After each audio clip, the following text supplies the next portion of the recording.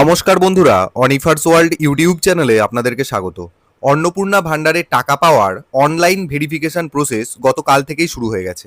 প্রত্যেক মহিলাকেই এই online verification করতে হবে। বাড়িতে বসে মোবাইল থেকে এই ভেরিফিকেশন কমপ্লিট করা যাবে। কিভাবে করবেন, কারা করবেন এবং কি কি ডকুমেন্ট আপলোড করবেন সব দেখিয়ে দেবো এই ভিডিওতে। শুধু একটু ধৈর্য রাখুন। দেখুন, সবার প্রথমে আপনাদেরকে যেটা করতে হবে, এখানে আমি একটা পোর্টাল ভিজিট করেছি। সেই পোর্টালটার নাম হচ্ছে সিটিজেন ডেটা ভেরিফিকেশন পোর্টাল। তাহলে সবার প্রথমে আপনাদেরকে এই পোর্টালটাতে চলে আসতে হবে, সিটিজেন ডেটা ভেরিফিকেশন পোর্টাল। এখানে এলে এইরকম একটা ইন্টারফেস আপনারা দেখতে পাবেন। প্রথমেই লেখা থাকবে অন্নপূর্ণা যোজনা ভেরিফিকেশন এবং তলায় লেখা আছে দেখুন, initiative by north 24 Parganas district administration. তাহলে এই জায়গাটা থেকে পরিষ্কার যে আপাতত এই ভেরিফিকেশন প্রক্রিয়াটা, অনলাইন ভেরিফিকেশন প্রক্রিয়াটা কেবলমাত্র উত্তর 24 পরগনা জেলার পক্ষ থেকে শুরু করা হয়েছে। আপাতত অন্যান্য জেলাগুলোর ক্ষেত্রে কিন্তু কোনো খবর নেই, তবে এই ধরনের প্রসেস খুব শীঘ্রই আসতে চলেছে। তো তাহলে যারা উত্তর 24 পরগনা জেলা থেকে রয়েছেন বা উত্তর 24 পরগনা জেলায় বসবাস করেন এবং লক্ষ্মীর ভাণ্ডার পেতেন, তারা এই অনলাইন ভেরিফিকেশনটা করে নিতে পারবেন। আর এটা করলে তবেই কিন্তু আপনি অন্নপূর্ণা ভাণ্ডারের টাকা পাবেন, নচেত পাবেন না। এবার আমরা প্রসেসটাতে চলে যাই যে কিভাবে আপনি ভেরিফিকেশনটা করবেন। প্রথমেই দেখুন, এখানে আপনাকে ব্লক অথবা মিউনিসিপ্যালিটি বেছে নিতে হবে। মানে আপনি কোন ব্লকে থাকেন অথবা কোন মিউনিসিপ্যালিটিতে থাকেন সেটা আপনাকে এখান থেকে বেছে নিতে হবে। বারবার বলছি, এটা কেবলমাত্র নর্থ 24 পরগনা জেলার জন্য। তাহলে এখানে সবার প্রথম ব্লকটা বেছে নেওয়ার জন্য এখানে ক্লিক করলাম। প্রত্যেকটি ব্লকের লিস্ট আপনারা এখান থেকে পেয়ে যাবেন। একদম ABCD করে ব্লকের নাম এখানে রয়েছে। এই যে অ্যারো কিটা দেখতে পাচ্ছেন, এটাকে জাস্ট ক্লিক করবেন, তাহলেই আপনাদের ব্লকের নামগুলো আপনারা দেখতে পেয়ে যাবেন। কোনো ব্লকের নাম এখান থেকে বাদ যাবে না, এটা কিন্তু মাথায় রাখবেন। এই জায়গা থেকেই আপনারা যে যার ব্লকের নাম পেয়ে যাবেন। তো এখান থেকে আমার যেটা ব্লক সেটাকে আমি সিলেক্ট করে নিচ্ছি। দেখুন, আমি ব্লক সিলেক্ট করে নিলাম। তারপর এরপরে নিচে আপনাকে গ্রাম পঞ্চায়েত বা ওয়ার্ড সেটা সিলেক্ট করতে হবে। দেখুন, যারা ব্লক এরিয়াতে থাকে তাদেরকে গ্রাম পঞ্চায়েত সিলেক্ট করতে হয়, আর যারা মিউনিসিপ্যালিটি এরিয়াতে থাকে তাদেরকে ওয়ার্ড সিলেক্ট করতে হয়। তো আমি এখানে ব্লক সিলেক্ট করেছি, তাই আমি এখানে গ্রাম পঞ্চায়েত সিলেক্ট করব। মানে আপনি গ্রাম পঞ্চায়েত সিলেক্ট করুন আর ওয়ার্ডই সিলেক্ট করুন, এই লিস্ট থেকে পাবেন এখান থেকে। তো সিলেক্ট জিপি অথবা ওয়ার্ড এই জায়গাটাতে ক্লিক করুন। এখান থেকে আপনার ওয়ার্ডের নাম, নম্বর ইত্যাদি সমস্ত কিছুই আপনি পেয়ে যাবেন। তাহলে এই ফার্স্ট দুটো অপশন আমার ফিল আপ হয়ে গেল। ব্লক অথবা মিউনিসিপ্যালিটি সিলেক্ট করলাম এবং এখানে পঞ্চায়েত অথবা ওয়ার্ড নাম্বার সিলেক্ট করে নিলাম। এরপর আপনাকে যেটা করতে হবে, এখানে আপনার অ্যাকাউন্টের শেষ 4টে সংখ্যা এখানে বসাতে হবে। কোন অ্যাকাউন্টের? যেই অ্যাকাউন্টে আজ পর্যন্ত আপনি লক্ষ্মীর ভাণ্ডার পেয়ে আসছিলেন, সেই অ্যাকাউন্ট নম্বরের আপনার শেষ 4টি সংখ্যা। দেখুন, প্রথমেই লেখা আছে একদম ব্যাংক অ্যাকাউন্টের শেষ 4টি সংখ্যা এখানে বসাতে হবে। অন্য কোনো সংখ্যা নয় কিন্তু, একদম শেষ 4টি সংখ্যা এখানে আমি বসিয়ে দিচ্ছি। বসিয়ে দেওয়ার পর এখানে যে সার্চ বাটন দেখতে পাচ্ছেন, এই সার্চ বাটনে ক্লিক করবেন। দেখুন, সঙ্গে সঙ্গে কিন্তু যিনি অন্নপূর্ণা যোজনাতে টাকা পাবেন তার তথ্যটা এখানে চলে এসেছে। তার মানে এই তথ্যটা কিন্তু মাইগ্রেট করে গেছে অটোমেটিক্যালি ভেরিফিকেশনের জন্য। তার নাম এখানে দেখাবে, কোন গ্রামে বসবাস করেন, তার বাবার নাম কি, এবং যেটা দেখার সেটা হচ্ছে স্ট্যাটাস। এই স্ট্যাটাসটা দেখুন এখনো পেন্ডিং দেখাচ্ছে। এই পেন্ডিং কথাটা দেখাবে, হলুদ কালারের যে বাটন রয়েছে এরকম পেন্ডিং কথাটা দেখাবে। সেই কারণে আপনাকে ভেরিফিকেশনটা কমপ্লিট করতে হবে।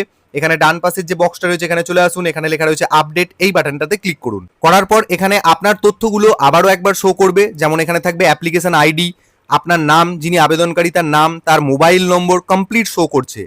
তারপর এখানে তার বাবার নাম, কোন গ্রাম, কোন পঞ্চায়েত ইত্যাদি, তার ব্যাংক অ্যাকাউন্ট নাম্বার সমস্ত ডিটেলটাই এই জায়গাটাতে শো করবে।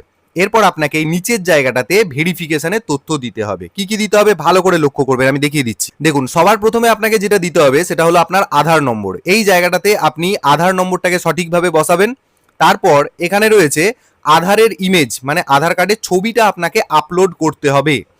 মোবাইল থেকে আধার কার্ডের একটা পরিষ্কার ছবি তুলবেন, উভয় দিকের, সামনের দিক এবং পিছনের দিক, সেটাকে এক জায়গায় করে নেবেন। করে নেওয়ার পর সেটাকে কত কেবির মধ্যে বানাতে হবে বলেছে? 200 কেবির মধ্যে বানাতে হবে। কিভাবে আপনি এই আধার কার্ডের ছবিটাকে 200 কেবির মধ্যে বানাবেন এবং জেপিজি বা পিএনজি বা জেপিজি যাই হোক না বানাবেন, সেটা আমি একটু দেখিয়ে দিচ্ছি, চট করে দেখে নিন। তাহলে আধার কার্ডের ছবি তুলে নিলেন দুটো সাইডেরই, সেটাকে এক জায়গায় করে নিলেন। নেওয়ার পর সেটাকে 200 কেবি কিভাবে করবেন খুব সহজেই দেখুন। এর জন্য আমরা একটা পোর্টালে যাব, সেই পোর্টালটার নাম হচ্ছে PI7 টুল। দেখুন, আমি এই পোর্টালটাতে চলে এসেছি। এই জায়গা থেকে খুব সহজেই যে কোনো ছবিকে আপনি 200 কেবির মধ্যে করে নিতে পারবেন। তার জন্য আপনার মোবাইলে বা আপনার গ্যালারিতে যেখানেই ছবিটা থাকুক না কেন সেটাকে আগে সিলেক্ট করতে হবে। তার আগে বলে দিই, এই যে এখান থেকে আমি যেখানটা থেকে ছবিটাকে 200 কেবির মধ্যে করব, এই পোর্টালের লিঙ্ক আমি ভিডিওর ডেসক্রিপশন বক্সে দিয়ে দেবো। লিঙ্কে ক্লিক করবেন, সরাসরি এইরকম পেজটাতে চলে আসবেন। দেখুন এবার বাকি পদ্ধতিটা দেখে নিন। তাহলে ছবিটাকে সিলেক্ট করার জন্য প্রথমে সিলেক্ট ইমেজেস বাটনটাতে ক্লিক করবেন। তাহলে সঙ্গে সঙ্গে আপনাকে গ্যালারিতে নিয়ে যাওয়া হবে, মানে আপনি যেখানে ছবিটাকে সেভ করে রেখেছেন সেই জায়গাটা থেকে ছবিটাকে আপনি সিলেক্ট করে নেবেন। দেখুন আমার এই জায়গায় কম্পিউটারে এখানে ছবিটা সেভ রয়েছে, আমি এটাকে সিলেক্ট করলাম, দিয়ে এটাকে ওপেন করলাম। আপনি জাস্ট আপনার মোবাইল থেকে ছবিটাকে সিলেক্ট করে নেবেন, তাহলেই হবে। দেখবেন ছবিটা এখানে এসে গেছে। এসে যাওয়ার পর এখানে নিচের দিকে এই যে লেখা আছে সাইজ 200 কেবি, এখানে তো ম্যাক্সিমাম আপনাকে 200 কেবি সাইজের বানাতে বলেছে, তার থেকে একটু কমিয়ে নিন। 200 থেকে কমিয়ে আমি ধরুন করে দিচ্ছি 190 কেবির মধ্যে হবে ছবিটা। যতই 200 কেবি বলুক না কেন, আপনি এখানে 190 95 কেবি এরকম সাইজেরই বানাবেন, তাহলে আপলোড হতে কোনো অসুবিধা হবে না। তাহলে আমি এখানে 190 লিখে নিলাম, দিয়ে তারপর এখানে কম্প্রেস বাটনটাতে ক্লিক করব। দেখুন ফটোটা কিন্তু তৈরি হচ্ছে। দেখুন ফটোটা কিন্তু একদম 188 কেবির মধ্যে চলে এলো। অবশ্যই সেটা 200 কেবির মধ্যে, অতএব এটাকে আপলোড করতে আমার কোনো অসুবিধা নেই।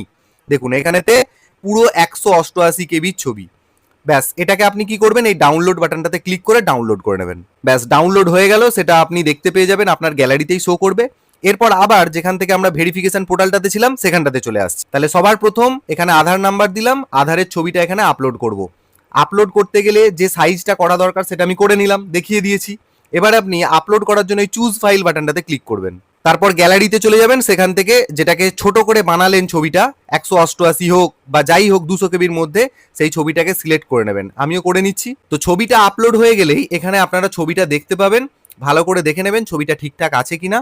আমি এখানে আধার কার্ডের ছবি দিইনি, জাস্ট উদাহরণ হিসেবে ব্যবহার করছি, তো তাই এখানে আধার কার্ডের ছবিটা না দিয়ে অন্য একটা ছবি আপনাদেরকে দেখিয়ে দিচ্ছি, জাস্ট এক্সাম্পল আকারে। এই জায়গাটাতে আপনি যেটা দেখতে পাবেন সেটা হলো আপনার আধার কার্ডের ছবি। হয়ে গেল, আধারের কাজ কমপ্লিট।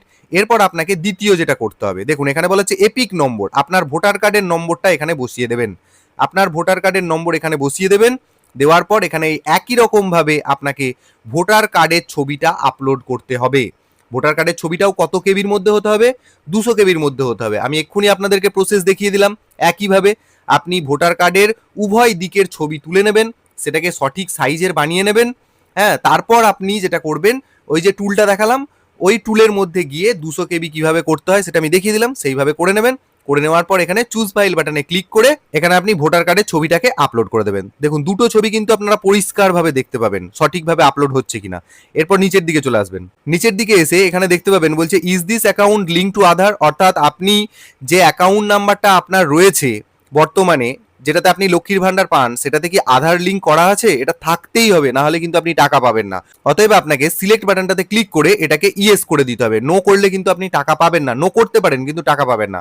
অতএব আপনার অ্যাকাউন্টের সাথে আধার লিঙ্ক থাকতেই হবে, মানে যেটাকে আধার সিডিং বা ডিবিটি বলা হচ্ছে, সেটা থাকতেই হবে, না হলে কিন্তু টাকা পাবেন না, সেটা পরিষ্কারভাবে বলা আছে।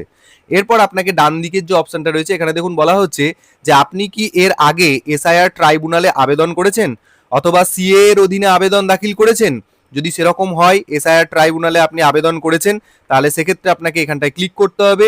যদি আবেদন করে থাকেন ইয়েস করবেন, যদি আবেদন না করে থাকেন তাহলে নো করবেন। তো আমি এখানে নো করে দিচ্ছি, আমার ক্ষেত্রে এরকম কোনো সমস্যা হয়নি।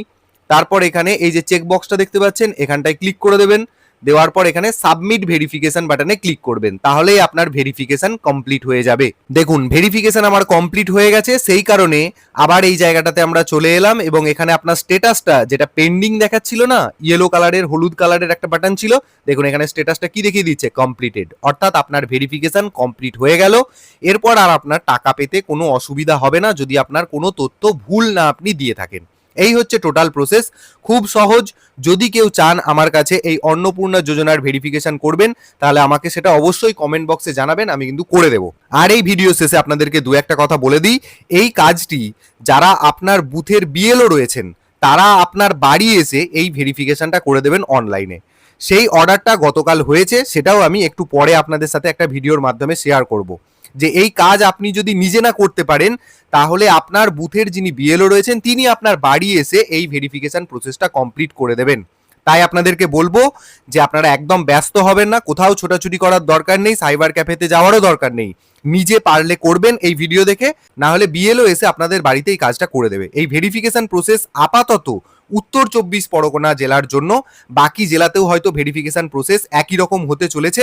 তবে হ্যাঁ, এই পোর্টালটা নিয়ে আমার একটু সন্দেহ লাগছে, কারণ এখনও এই পোর্টালটার রংটা দেখুন একটু লক্ষ্য করে নীল সাদা রয়ে গেছে। তো এটা চেঞ্জ হয়ে যাওয়ার কথা, কিন্তু কোনো সরকারি লোগোও নেই এই পোর্টালটাতে। তো সেই দিক থেকে একটা সন্দেহ লাগছে।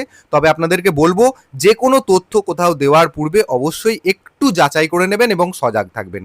আর আপনাদেরকে বলবো, যারা এই অন্নপূর্ণা ভেরিফিকেশন এখনো করেননি তাদের সাথে অবশ্যই ভিডিওটি শেয়ার করুন, এবং আপনারা যারা আমার চ্যানেলে নতুন তারা চ্যানেলটিকে সাবস্ক্রাইব করে নিতে ভুলবেন না।